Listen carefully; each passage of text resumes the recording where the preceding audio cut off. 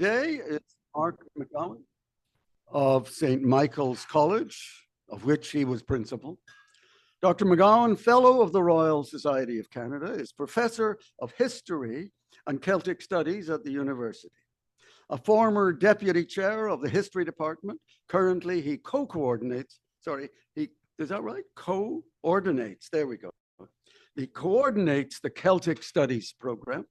He specializes in education history and Canadian, Irish, religious, and immigration history. In 2009, his fifth book, entitled Death or Canada, you choose, there we go, was the basis of an award-winning docudrama on the Irish famine, aired here and internationally. His books have won many awards. In 2024, in September, his work, Finding Molly Johnson, Irish Famine Orphans in Canada, 1847 to 1848, was published by McGill Queen's University Press. A current study funded by the Social Sciences and Humanities Agency of the UK is on Governor-General Lord Dufferin and the passage of the Indian Act, Canada, 1876. He is also exploring remarkable gifts in 1847 by Indigenous peoples to Irish famine relief. Accordingly, his talk is entitled Kindred Spirits in the North, Indigenous Peoples in British North America and their donations to Irish famine relief. Please welcome Mark McGowan.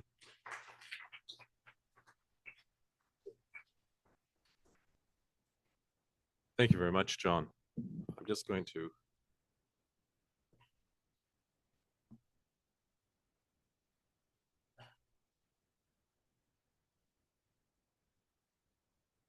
technology is wonderful when it works. It really is. Okay. A little green dot. Okay. Through the buttons here. Okay. So thank you very much for the invitation. I really do appreciate it. And had I thought that I would be giving a talk on this 2.5 years ago, I would have been very surprised, because 2.5 years ago, these documents didn't fall into my lap. And like many things and many of the projects that I've engaged in over the years, I've really backed into them quite by accident. The things that I've really wanted to do probably would have been of no interest to anybody anyway. So I'm pleased that serendipity has sort of taken hold here. I would be remiss, though, if I didn't thank a number of people along the way. Part of this project is a team. Jason King, Dr. Jason King of the Irish Heritage Trust in Dublin. He and I have worked hand in glove on this project. Tomorrow, actually, I'm off to Ottawa to launch our exhibit based on what you're going to see today. It was at Regis College for several months, and it now moves to St. Bridget's Centre in Ottawa and will be opened and launched by the Irish Ambassador, John Concannon, tomorrow. This project has given birth to a number of other projects that I'll explore as we go through this. I'm not going to be reading from notes. I really like you to visualize what this project has been all about. And the first visual that I offer you here is actually a painting that was commissioned once this project was discovered. And this is by Ojibwe Anishinaabe artist Philip Cote, who has painted a rendition of what he calls Sacred Feathers.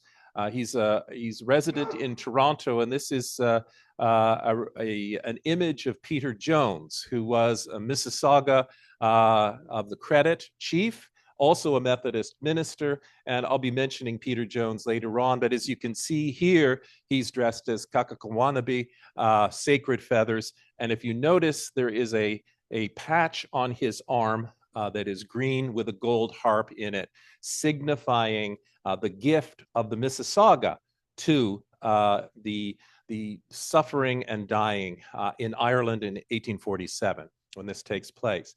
I'd also like to thank at the outset the inspiration through listening that I've received from Jonathan Hamilton Diabo of Ganawage, my good friend now, a fellow of St. Michael's, Elder Duke Redbird of the Anishinaabe Saugeen, and all of the indigenous elders and thought keepers who have helped along the way, because this story is an Irish story, but it's an indigenous story as well. And it's a story that we share, and we listen to one another and talk about what has come out of something I think is really quite extraordinary in terms of famine relief in the period.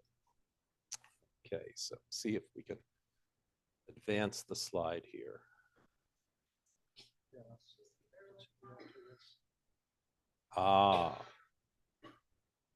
I always say the definition of an academic is one who can't park a bicycle, but I mean, this would be typical for me. So I'm going to divide this into a few parts. First of all, give you kind of a very Coles Notes view of the Irish famine, give you a sense of relief generally, and then we'll delve into the indigenous relief. So Ireland before the famine, this is one of my favorite shots of Ireland. It's Ladies' View in County Kerry, which is the home county of my mother's family. So there is kind of a personal connection. But just to give you a sense of what Ireland was like before the potato, a culture essentially that had been conquered, subdivided between several thousand landlords, some of whom were absent, some of whom who were actually present on their estates, estates that could range from 5,000 to 20,000 acres, depending on where you were in Ireland. But this was a culture that was largely a population of tenants. And they were on plots that kept getting smaller and smaller as family members divided up their tenancies, which was problematic in terms of agriculture, because on smaller plots of land, you don't get the yields that you need for cash crops in things like oats and wheat and other grains. So what happened is that to maximize the food production for these families, these smaller plots became ideal for planting potatoes. My family laughs at me because I plant potatoes every year, because the grandchildren love to see when you pull out those plants from the ground with the spade and the fork, how rich and plentiful the yield is. And this would be something that would have been experienced in the 1820s and the 1830s in Ireland, that it was nutritious. It was estimated that the average Irish man living in rural districts could eat 12 to 14 pounds of potatoes a day. In fact, at the museum, the Famine Museum in Skibbereen in West Cork, actually by the door, they have a burlap sack and you can pick it up because it has the weight of 14 pounds. And they said that was what would be consumed in a variety of forms during the day. It's also important to mention that when this crop failed, okay, it meant that people might be destitute because of want of other food products in the area. Some had cattle, some had pigs, some had fowl, but for the most part, I've listed two here, 1817 and 1821 were 2 years in which the crop partially failed, but they recovered the next year. And so the attitude was, even if it fails this year, we still have some seed potatoes for next year. And that was when, that was prior to the famine, a population in 1841 in Ireland that reaches 8 million. So this is a sub-infundated properties, land that can only yield a monoculture. 2/3 of Ireland depended on the potato, and at the same time, massive population growth. So think of this perfect storm that's happening. In 1845, the Pittosporum infestans, rust, blight strikes North America, and then it strikes Ireland. Okay, just to give you a sense, one of the untold stories of Canadian history is actually the blight begins here in the St. Lawrence Valley and actually affects Nova Scotia horrifically, because much like Ireland, the Mi'kmaq, the Acadians, the Irish, and the Scots settlers in Cape Breton and in eastern Nova Scotia depend heavily on the potato. But there was a local government in Halifax, and they immediately move to send seed, tools, and money to alleviate the problems in the eastern part of the province. And in fact, the Lieutenant Governor of Nova Scotia informs the Colonial Office if there's any migration, be it not to Nova Scotia because right now we're fighting our own battle. And just a little tidbit that most Canadians don't know is that famine actually began here, and that the blight was carried likely by ships from North America, spread to Northern Europe, and then, of course, to Ireland. So in 1845, officially the first sign of massive food insecurity in Ireland takes place in 17 of Ireland's 32 counties.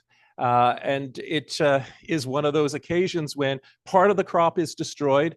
But remember, Irish farmers felt, oh, like 1817, 1821, we'll recover the next year.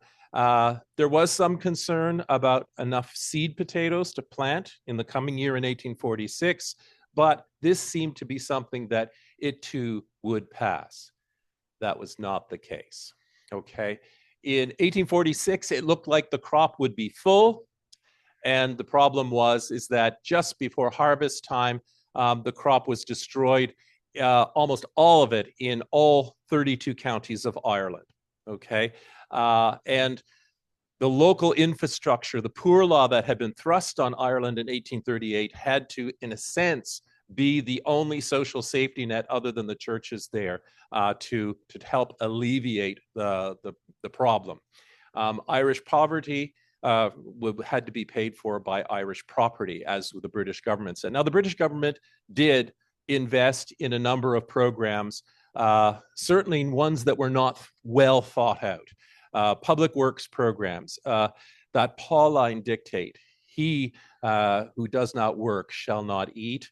So there were work programs, the building of what we now call famine walls to nowhere, the building of famine roads to nowhere, some improvements in rural areas. But how do you get a starving population who has just suffered in 1846 maybe the worst winter in recent memory in Ireland? How do you get this impoverished now and malnourished population to get out and work, lifting stone and the like? There was a soup kitchen program that was initiated that was quite successful. About 1 million people were served Sawyer soup, invented by, of course, a French chef during a competition to provide a nutritious, I've actually eaten a facsimile of it, and it was palatable, but certainly not the nice soup I had at lunch here today in the faculty club. So these programs were hastily thrown together. And of course, there was also private charity from both Protestant and Catholic churches, notably from the Quakers, who really filled the breach and continued to work.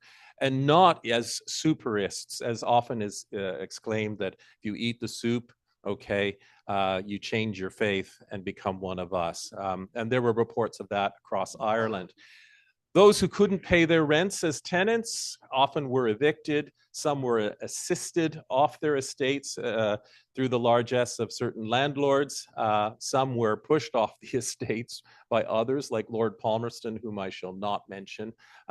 He was certainly one of the more notorious landlords for evicting tenants and then sending them to New Brunswick. But at the end of the day, in 1852, 1 million Irish were dead, and another 1.5 million Irish, okay, to 2 million had migrated either to other parts of the United Kingdom, to British North America, to the United States, and some to Australia and to South Africa. So you have a devastating demographic effect of the famine. In fact, folks, to this day, the population of Ireland has never reached the 8 million that it was in 1841. It was the worst demographic, social, and economic tragedy to hit Ireland in modern times. Now, I could say much more, but that's kind of the Coles Notes version of the famine. Just to give you some images, part of my research is going from place to place in Ireland, documenting famine ruins, listening to stories, doing the research locally. Every place seems to have a famine village, and usually the locals in the pub, because I go into a pub for research purposes only, to investigate. And oftentimes, you know, they say, oh, that's that famine fella from Canada, we'll take him to the village. And they do. And some here, Achill Island, you can see in the lower right-hand corner, Keelreelig in the lower in County Kerry, County Donegal above that in the upper left-hand corner, and in the upper right-hand corner, a famine burial ground at Sugrena in County Kerry, which was really, again, a local showing me where the workhouse was, where the bodies were taken along the road. And you can see in that photograph slabs put in the ground because no one could write on the stone, if anyone could write at all. It was just a marker to mark the place where the hundreds had died in that particular part of County Kerry during the famine. So there were international relief efforts, and I've listed a few of them here on the slide. The British relief effort was strong. It was a private effort. Money was raised and then channeled to either church sources or philanthropic organizations in Ireland. And it was robust during the early years of the famine. Queen Victoria, despite the mythology, actually gave £2,000 to Irish famine relief. She's always referred to as the famine queen, giving £5 perhaps, but she gave 2,000. But the interesting thing is the Sultan of the Ottoman Empire wanted to give £5,000, but you cannot give more than Her Majesty. And so the Sultan had to settle in giving £1,000. Tom Thumb, the performer with Barnum and Bailey, he gave a donation. And there's lists of people who offered funds to help Irish famine relief. This piece of paper is a selection from one of the local papers in St. John's, Newfoundland in 1847. There were 507 donors who gave £1,090. Now, this will give you a sense of how significant this is, because in June of 1846, the town of St. John's, Newfoundland burned to the ground. The storehouses were gone, the shops were gone, many of the houses were gone, much of the institutional infrastructure of St. John's was gone, and yet within the year, okay, these individuals in St. John's gave of what they didn't have to help support the starving in Ireland. And so it just gives you a sense of the type of giving that was done in this period. Okay. In Canada, so we had the establishment, as I put on the slide, in 1847 of a relief fund in Montreal, the United Irish and Scottish Relief, because the Highlands and the islands of Scotland were also suffering from very similar conditions to Ireland, and for the same reasons. Now, interestingly enough, when you do the probing in the Montreal papers from 1847, you discover that the Scots weren't satisfied that they were actually sharing with the Irish, and they wanted to create their own fund just for the Scots. So there was some rivalry, but eventually the United Fund is the operative one. Lord Elgin gave £70. Mayor John Mills gave £100. Roman Catholic seminarians from the Séminaire de Saint-Sulpice, the Grand Séminaire in Montreal, they gave money as well. Nova Scotia legislature, I've pointed out here, they collected from all the colonies. Nova Scotia, of course, is not part of Canada. It's a separate province and colony. And as you see, totals are coming in. Because I'm talking in Toronto, I threw in Toronto there, £800 from Toronto, not too shabby. But the village of Galt gave £50, which was rather significant for a small village. By the end of the collection at May, you can see the number there, about £7,328, 16 shillings and 4 pence were collected. 70% went to Ireland, 22% went to Scotland, 23%, and the rest was going to cover local efforts, because in May and June of 1847, Irish famine refugees begin to arrive here. And the pressing need is those who are at our door. It's Lazarus at our door, and that's what we must do. Just so for those interested in money, I just put the exchange rate up there because I'll be referring back to real Canadian dollars. If there is, that's rather an oxymoron, and real Canadian dollars. But the Canadian pound was used up until the 1850s, and it was worth £1, 4 shillings, 4 pence of sterling. So when you see pounds that I'm going to be mentioning, it's not sterling, it's little less than sterling. But 1 Canadian pound was the equivalent of 4 American dollars. And that's an idea to park, because when you watch how the donations come in, you can actually do the rough translation in your head. They were thinking in American dollars, which means that American currency was flowing quite freely across the border into British North America. Let's say. So one of the indigenous donations we've known about for some time came from the United States, from both the Cherokee and the Choctaw. Now, the Choctaw donation is probably the more famous of the two, $170, but we only know it through newspaper reports that there was a collection made, as I've put up there, at Fort Smith by an American military officer, and the Choctaw came and gave in specie. But another newspaper report said it was $710. So we don't know if we had a dyslexic editor somewhere in New York that was, but ever since then, there's been a controversy over the exact nature of this donation. Was it 170? It really doesn't matter. What matters is that the donation was made by a people. Now, understand, in the 1830s, Andrew Jackson initiated the removal of the Choctaw, the Chickasaw, the Creek, the Cherokee, and the Seminole from their traditional territories in the southeastern United States. Became known as the Trail of Tears. Thousands of Choctaw, Cherokee, and the other nations perished along this trail, ergo the Trail of Tears. And yet, within a decade, these are the people coming forward to offer relief to Irish famine victims. There is a controversy over the nature of the donation now. Historians have discovered, well, these were slaveholding natives as well. Actually, Cherokee and the Choctaw raised regiments in the Confederate Army in the 1860s to defend the values of the South. So that's not our concern, okay? My concern is to look at what happens north of the border.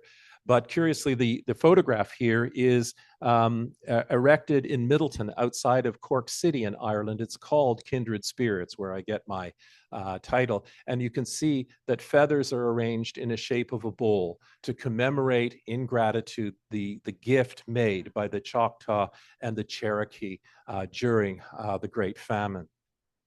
So Jason King and I wondered, if this be the case, and we had been in conversation with Elder Leanne Howe of the Choctaw Nation, who's also a professor in the United States, and we thought, if one indigenous group was giving money, even south of the border, what was happening north of the border? And we did discover through another colleague that Lord Elgin, when reporting on the various bits of aid that were coming in, had said that, and I quote, and I don't usually read slides, but I'll read this for the benefit of those in the back of the room. Several Indian tribes have expressed a desire to share relieving the wants of their suffering white brethren, end quote. And he's writing to, of course, Earl Grey, the Secretary for the Colonies. So Jason and I thought, well, where there's smoke, there might be fire. And so we began to probe. And I must say, we can't take credit for discovering what we found. I always say these documents were hidden in plain sight.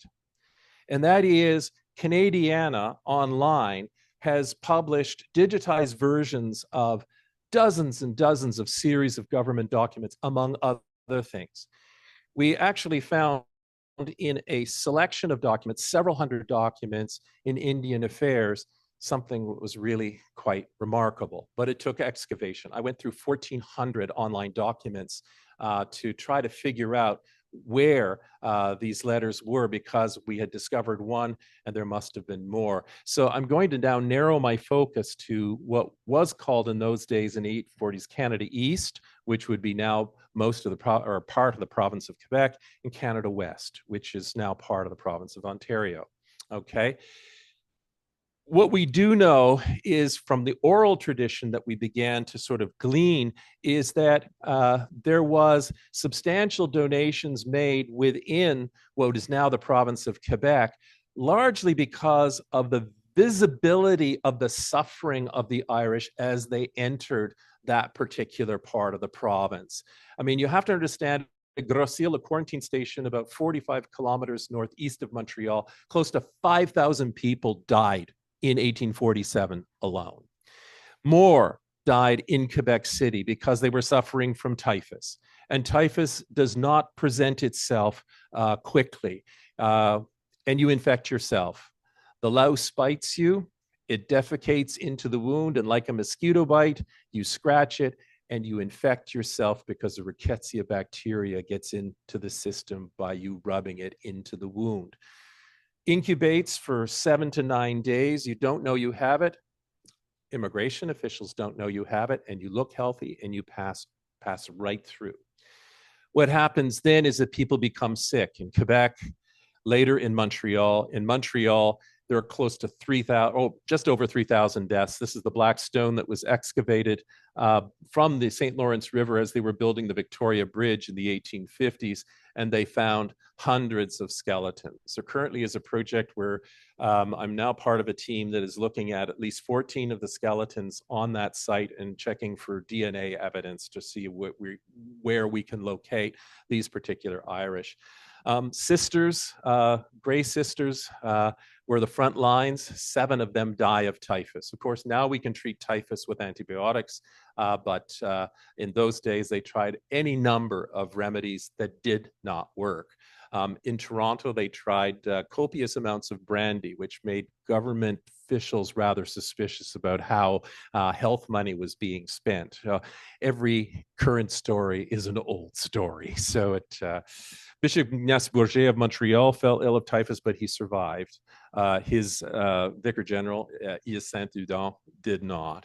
And the mayor of Montreal, Mills, who had given £1,000 or £100 earlier to famine relief, he dies tending to those in the fever sheds. Who is witnessing this? The Mohawks of Kahnawake. They're across the river from Point St. Charles, where the fever sheds are in Montreal, and oral tradition from elder and former chief Christine Zachary Dehomme claim that they offered $150 for famine relief in Montreal. That provision of relief would be about $5,000 Canadian today. All their oral tradition and certainly some written tradition that we have found indicates that they emptied their gardens at Kahnawake to bring wagon loads of food across the St. Lawrence to feed the hungry in the fever sheds of Montreal. We actually found newspaper evidence that the Mohawks of Kahnawake gave £6, 5 shillings to famine relief even before they saw the first arrivals come. So we have our first evidence, okay, that Lord Elgin was talking about in terms of his report to the Colonial Office. So there is fire, but these are just little embers right now. This is it's one of the few extant paintings from this period. It's by Théophile Hamel. It's called Le Typhus. And it depicts the religious orders in Montreal serving the famine victims at Point St. Charles. You have the Grey Sisters in front, the Sisters of Providence next, and then the Sister Hospitaller of, the Sisters of the Good Shepherd behind, and then Bourget has himself painted into the portrait, as bishops are wont to do. Now, this is a little blurry because this painting is on the ceiling of the little chapel in Montreal Harbor, Notre-Dame du Bon Secours. And you have to lie on your back in the foyer to take a picture of it. The things you do for history, you know, this is so in exploring further the collections that are made by the church, we discover that not only does Kahnawake make a donation, but the Abenaki in the St. Francois River Valley offer £15, 10 shillings. So as do the Huron-Wendat at Le Jeune Lorette at £10, 15 shillings. And so now these little embers that we're discovering are starting to fan into flames. But it gets better. We now look at Canada West and the Indigenous groups that are under the superintendency of the civilian government, and a man by the name of Thomas Gummersall Anderson by the 1840s. And so here we would be dealing with Haudenosaunee groups, the Mohawk, the Seneca, the Cayuga, the Onondaga, the Oneida, and the Tuscarora, a variety of Anishinaabe groups, Mississauga, Potawatomi, Ojibwe, Chippewa, and then a small group of Huron-Wendat who are still here but reside with several of the Anishinaabe groups closer to Lake Huron and in the Sarnia area. So these are now the groups in focus. And then I don't need that.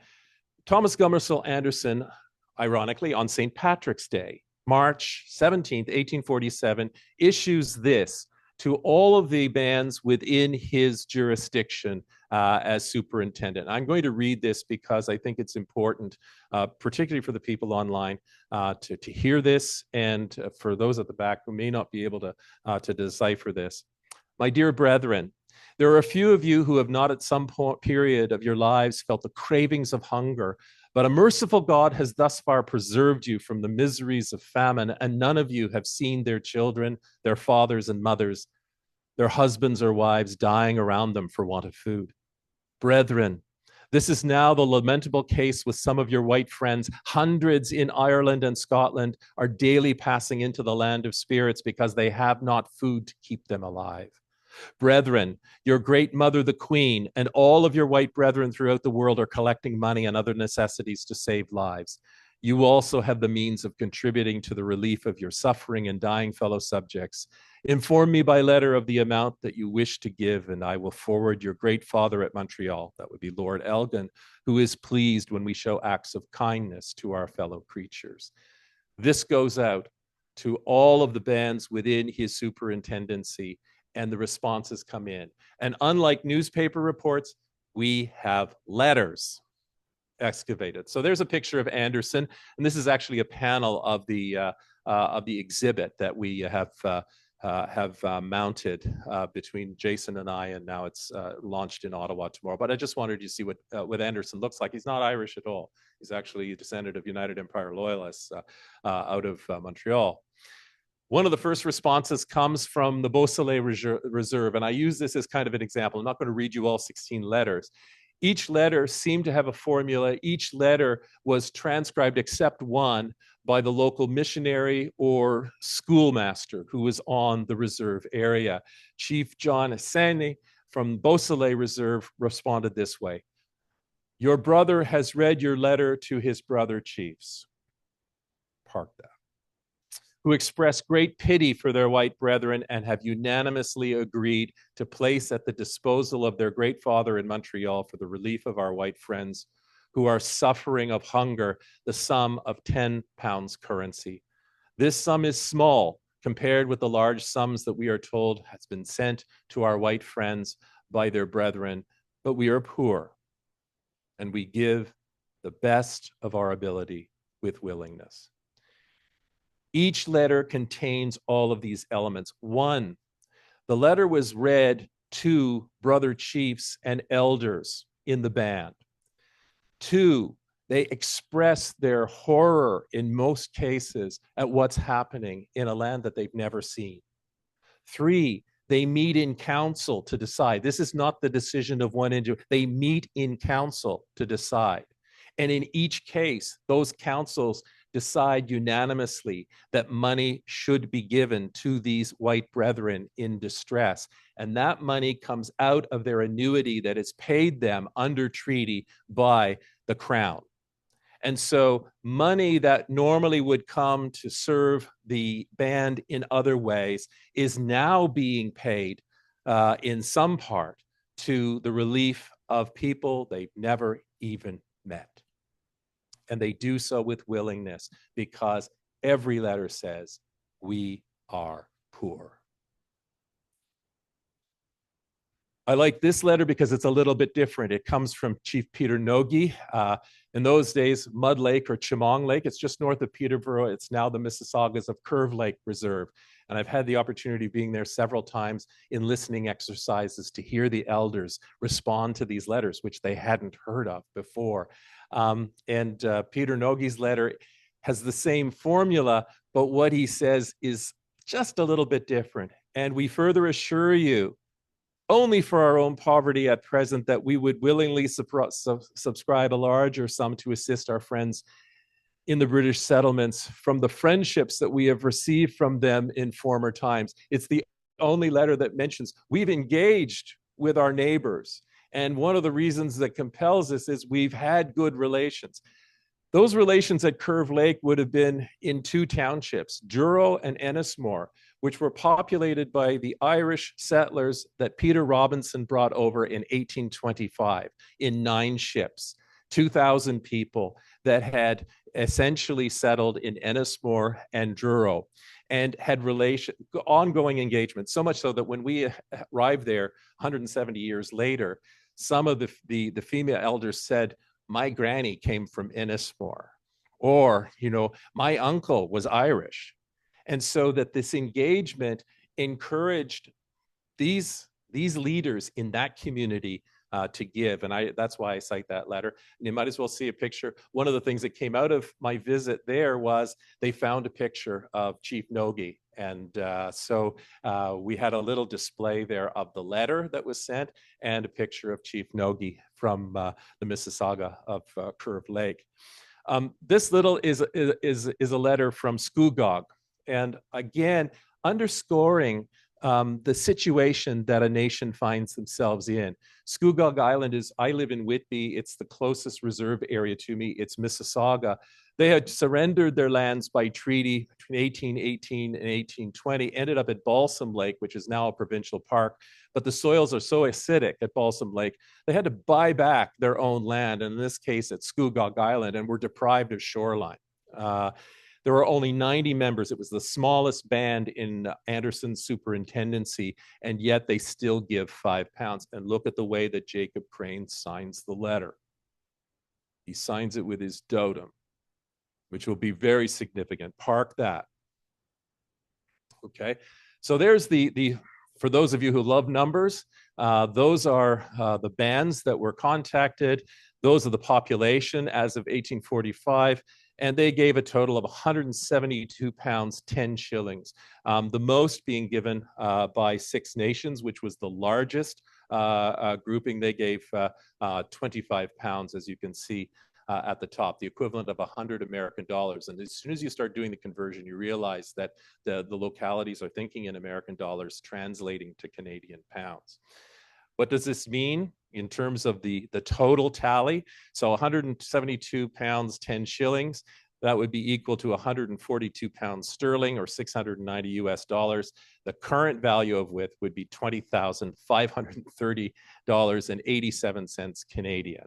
I took these a few months ago, so I'm not entirely sure if the exchange rate is either higher or lower, but you get the idea. This is not an insignificant sum at that time. But what does this mean? So when the American historians start thinking about the Choctaw and the Cherokee gift, this is a picture of Peter Jones as painted at the time. So he's the same one who appears as Sacred Feathers in my opening slide, just to give you a sense. Many American interpreters at the time said, well, this is just a sign of Cherokee and Choctaw sophistication and civilization. They're Christian and they're coming now to embrace the bourgeois values of America, and that giving is a good thing. Now, in conversation with Leanne Howe, who I mentioned up here, the Choctaw elder, she said, that's absolutely ridiculous. Deep within Choctaw culture is this notion of ima, of giving. That's been part of our culture from the very beginning. You don't have to ascribe it to trying to pretend to ascend within American society. That was part of our culture at the outset. And if it's a Christian thing, even Charles Bagot, who was the Governor General in 1845, in his report said, well, it can't be, because essentially he says this: in Canada West, in the contrary, which is now Ontario, to which the influences of the Jesuits and the Roman Catholic clergy did not extend, the Indians remained until a very recent period in a state of barbaric heathenism. Now, those are his words, not mine, but he wouldn't ascribe any sort of Christian center to this donation. I reject this thesis, and I think most contemporary American historians reject this thesis. There's also a loyalty thesis. Well, the Haudenosaunee and the Anishinaabe peoples were historic allies of the British.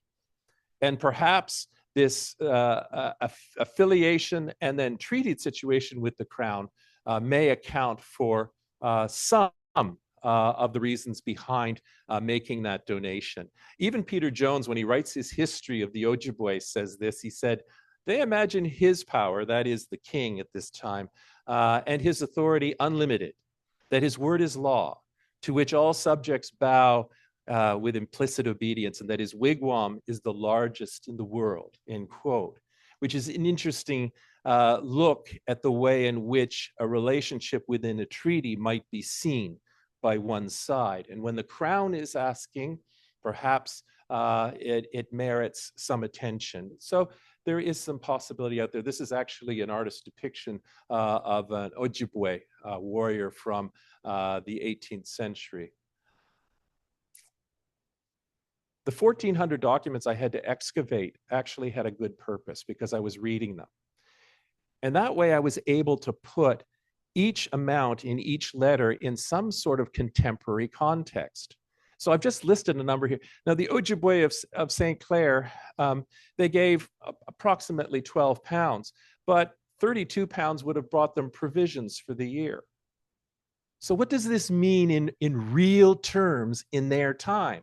The Thames Ojibwe, they gave an amount that they could have bought several months of a blacksmith or a professional farmer to help them. The Munsee Ojibwe, same, part of a salary of a smith or a teacher. Scugog, remember little Scugog gave 5 pounds. That would be 1/3 of the cost for an interpreter for the year. But Mud Lake, our friends now at Chemong Lake, Peter Nogi's people, they gave practically the amount to get a yoke of oxen. And when you consider that agriculture was important on many of these reserve areas, the amount that they had given really took away from their capacity to plow had they wanted to buy a yoke of oxen. So I always say when you're doing research, it seems like wasted time, but it's not wasted time because these things come back and you say, that's what these donations meant in the real world of the people who gave them. They were substantial. They didn't give out of their superfluous goods. They gave out of the very selves to relieve suffering. Case in point, and I'm coming close to the end now. We talk about Peter Jones a lot, and the Mississauga of the Credit actually sent their letter. It was one of the first to arrive, only 5 days after Gummersall Anderson had made the request. And Peter Jones is the only one of the Indigenous authors of a letter who actually writes it himself because he's fluent in English and in Ojibwe, Anishinaabe. And so he writes a letter, and it's really interesting the way he writes it back because he said, you know, we've had our crops fail this year, including our potato crop. He's matching Anderson, you know, item per item in his Brethren letter. They've known suffering, starvation a generation before at Credit, which is now Oakville area, and then says that, you know, we're losing our homes. In fact, within days of this letter being sent with their donation, okay, they had to move because the credit was being auctioned off and they were going to be homeless. Eventually, they end up on the Haldeman Tract with 6 nations in what is now called Mississaugas of New Credit, but they were going to be homeless. And in fact, he adds this line to a subsequent correspondence: every family has but left behind the sacred dust of their ancestors. And yet, given this context of loss and of suffering, they still gave. And the question remains, what compelled them to give? There's a picture of Chief Joseph Sawyer, who is a co-signatory to the letter. I'll just go back. You can see that he leaves his dotem mark there. I'll explain that in a few minutes. But when we made the film, Irish Heritage Trust has made a film called Honoring the Indigenous Gift. We had various members of these bands read the letters and then comment on them. And we were at 6 Nations New Credit, and Darren Wabenga, who's a knowledge keeper there, he read the letter and then commented on it. And he said, what makes this letter particularly poignant and special to me is that Joseph Sawyer is my 4-time times great-grandfather. Now that makes a historian's hair stand up on the back of his neck when you hear this. And it didn't happen once, it happened several times. When Lori Carr at Hiawatha, Mississauga on Rice Lake read her letter, she said, George Podash, who signed the letter, was my four-time great-grandfather. And now we're getting reports in that there's a greater interest because now there's that familial connectedness between those who gave and those who now have succeeded them in generations. I think you have to look carefully at the Anishinaabe letters. My colleague Heidi Bohacker says this. She said, what are these dodomag, these dotem images? And I have some examples there on the slide and where they may be taken from in real life. She says they inform the respective understanding of time, space, history, law, philosophy, ethics, and most significantly, the foundational relationship between human beings and the world in which humans live. Anishinaabe leaders wrote these images on documents pertaining to their lands at councils held on those lands, reflecting the discussions of those councils. These images are expressions of Anishinaabe law, of Anishinaabe peoplehood, of Anishinaabe connectedness between generations of family. They're significant. An Englishman looking at these documents would say, well, he couldn't write in English, so he just scribbled a picture to symbolize his name. No. These were the actual images used when the Anishinaabe signed their treaties with the crown. They are expressions of peoplehood, of law, and of the Anishinaabe. Heidi goes on to say Anishinaabe use of the dotem as a category of kinship is also an articulation of Anishinaabe philosophy and law, one that places humans as in interdependent relationships with other human beings who are persons with a soul, also relatives to whom one owns a duty of care, an essential part of what it means to be an Anishinaabe person. And I've included several letters there, and you can see the variety of dotem that are used. When bringing these letters to some of the Mississauga, they're just, they looked at them and they say, we haven't seen those symbols for so long.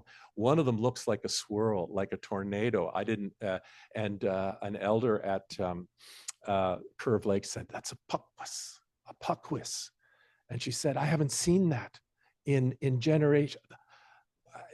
And she just said, I have to stop. She was shaking. It was so meaningful. But these symbols, again, the same symbols used, these dotem used to sign treaties. And then we begin to understand the treaty relationship that these peoples have with the crown. That treaties are not seen as you're up there and I'm down here. We are equals in a reciprocal relationship, giving to one another in time of need. Our white brethren are suffering. Children of the crown are suffering. It is our obligation as a treaty people to assist those who are in need with those who we are in treaty with. And I just give, this is just a beautiful addendum to one of the letters where so many of the Ogima within this particular Anishinaabe group signed with their various dodomag. So seeing the famine relief through an indigenous lens, and I can only do that as a settler colonist, but what this study has revealed to me and now confirmed in conversation, listening to indigenous voices, these letters were a reflection of empathy and generosity that were always there. Treaties made a people sensitive to their needs of their longtime allies. The request came from a representative of the crown, which has meaning, given the treaties. These were a people already in distress and poverty. And I think one of the interesting sidebars is at Mud Lake, they acknowledged that positive relationship with so many Irish settlers around them. And finally, their gift was a responsibility derived from the treaties signed with their Dudamag. That's just a flashback to the numbers there. And just to sort of end off, when we mounted the exhibition of these letters, Regis College across Queen's Park became the home. And we had a launch, and just to introduce some of the people there, Jonathan Hamilton Diabo from Kahnawake. You probably know him because he was one of the chief advisors on Indigenous affairs here at the university. He now teaches at Emmanuel College. Artist Philip Cote, who did a smudging ceremony with all those who were present. My good friend, Elder Duke Redbird, 86 years old and just full of wisdom, and has been a partner in this project. Janice McGowan, the Irish Consul General. The Irish government has just been so responsive to this gift. And I'll give you an example. Eamon McKee, the outgoing ambassador who left in August after 4 years, decided last April he would have a ceremony at the embassy residence. He invited all local Indigenous peoples, Akwesasne, Kanesatake, Kahnawake, Kitigan Zibi, including Elder and Chancellor of the University of Ottawa, Chief Commanda, Claudette Commanda, and we all said a few words, and then on behalf of the Irish government, as a sign of gratitude, he planted a silver birch on the property. Claudette Commanda, as representing all of the Indigenous givers, planted, and I was honored to be the settler colonist of Irish descent to plant the third silver birch, and they will be there in perpetuity as a reminder to the Irish people and those who set eyes on them that this is a significant gift. Dr. Jason King, my research partner in Ireland, and then the old guy who needs a haircut on the end, and you probably recognize him by that. Thank you so very much. I know that a break is in order, and I'd be happy to answer or try to attempt any questions that you might have after that break. So thank you very much for your attention.